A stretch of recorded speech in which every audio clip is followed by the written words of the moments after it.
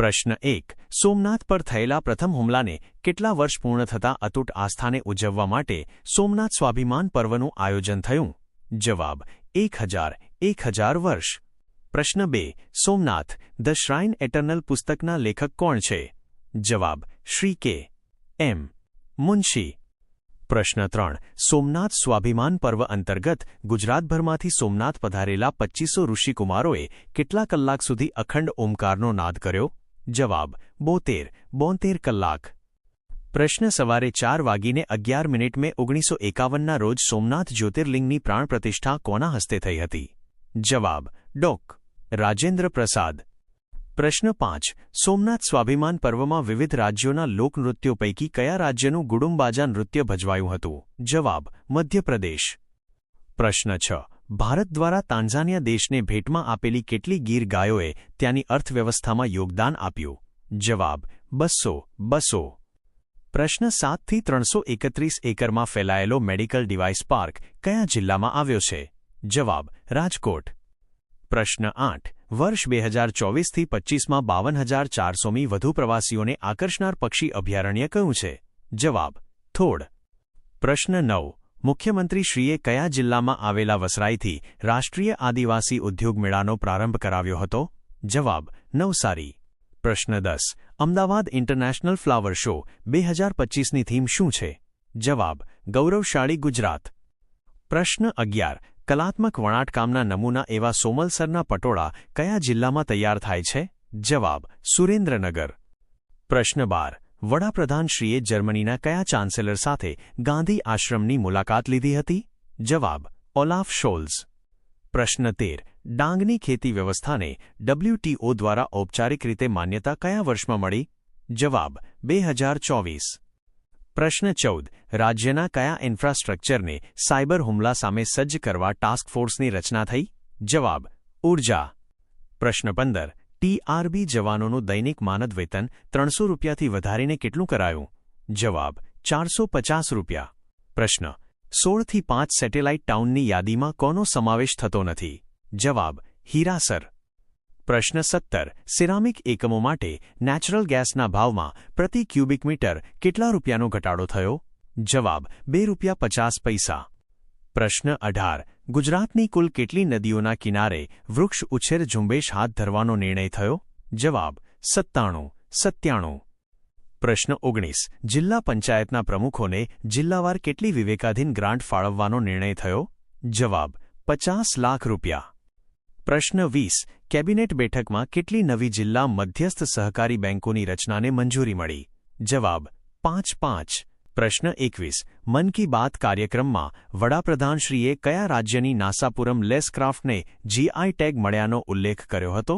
જવાબ: આંધ્રપ્રદેશ. પ્રશ્ન 22. મન કી બાત કાર્યક્રમમાં વડાપ્રધાનશ્રીએ ગુજરાતમાં ચાલતા કયા ઉત્સવમાં પધારવા લોકોને આમંત્રણ પાઠવ્યું?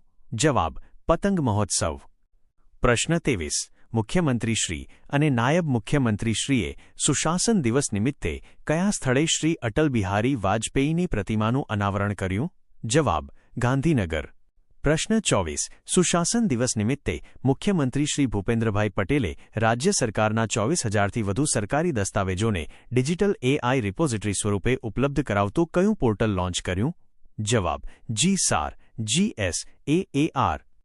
પ્રશ્ન 25. ABPMJAY-MA હેઠળ લાભાર્થીઓને દાવાઓની ચૂકવણી કરવામાં ગુજરાતનો ક્રમ કયો છે? જવાબ: પ્રથમ. પ્રશ્ન 26. CM ડેશબોર્ડ અંતર્ગત રિયલ ટાઇમ મૂલ્યાંકન કરવા માટે RTPMS 2.0 એટલે રિયલ ટાઇમ પરફોર્મન્સ સિસ્ટમ. જવાબ: મેઝરમેન્ટ. પ્રશ્ન 27. ભારત સરકારના રાષ્ટ્રીય ગોકુલ મિશન હેઠળ ગુજરાતમાં કયા જિલ્લામાં સેક્સ સોર્ટેડ સિમેન્ટ ઉત્પાદન સુવિધા સ્થપાશે? જવાબ: વાવ થરાદ, બનાસકાંઠા જિલ્લો. પ્રશ્ન 28. નમોલક્ષ્મી યોજનાના પરિણામે ગુજરાતમાં વિદ્યાર્થિનીઓની હાજરીમાં કેટલા ટકાનો વધારો નોંધાયો છે? જવાબ: 13%. પ્રશ્ન 29.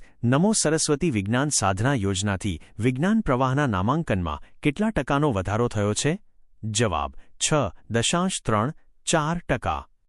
પ્રશ્ન 30. મુખ્યમંત્રીશ્રીએ કયા જિલ્લાની APMC ખાતે રાજ્યના સૌથી મોટા અને સૌપ્રથમ એલિવેટેડ માર્કેટયાર્ડનું લોકાર્પણ કર્યું? જવાબ મહેસાણા. પ્રશ્ન 31. મુખ્યમંત્રીશ્રીએ કયા શહેરને પ્રથમ મેક ઇન ઇન્ડિયા મેટ્રો ટ્રેનની ભેટ આપી હતી? જવાબ સુરત. પ્રશ્ન 32. નાસા સ્ટેમમાં ગાઈડ તરીકે આમંત્રણ મેળવનાર અમદાવાદની 14 વર્ષીય દીકરીનું નામ શું છે? જવાબ સુરભી પટેલ. પ્રશ્ન 33. વિશ્વ ઉર્જા સંરક્ષણ દિવસ કયા દિવસે ઉજવાય છે? જવાબ 14 ડિસેમ્બર. પ્રશ્ન 34. રાષ્ટ્રીય કક્ષાનો ગ્રીન સ્કૂલ એવોર્ડ 2025 મેળવનાર જીવરાજના મુવાડા ગામની સરકારી પ્રાથમિક શાળા કયા જિલ્લામાં આવેલી છે? જવાબ ગાંધીનગર. પ્રશ્ન 35. સીસીઈને સોંપવામાં આવતી કામગીરી માટે યુનિટ દીઠ ન્યૂનતમ કેટલું મહેનતાણું મૂકવાનો નિર્ણય કર્યો છે? જવાબ 19 રૂપિયા. પ્રશ્ન 36. પર્વતારી આરોગ્ય રથ યોજનાનો હેતુ કોને પ્રાથમિક સારવાર આપવાનો છે? જવાબ બાંધકામ શ્રમિકો. પ્રશ્ન 37. પ્રધાનમંત્રી શ્રમયોગી માનધન યોજનાનો લાભ મેળવવા માટે શ્રમયોગી બોર્ડમાં કેટલા વર્ષથી નોંધાયેલ હોવો જોઈએ? જવાબ 1 વર્ષ.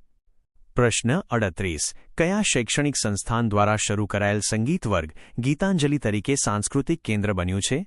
જવાબ આઈઆઈટી ગાંધીનગર.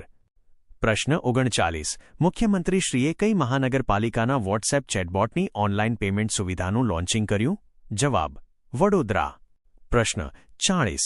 ગુજરાતમાં વર્ષ 2027 સુધીમાં પીએમ સૂર્ય ઘર મફત વીજળી યોજના અંતર્ગત કેટલા રહેણાંક છત પર સોલર સિસ્ટમ સ્થાપવાનું લક્ષ્ય છે?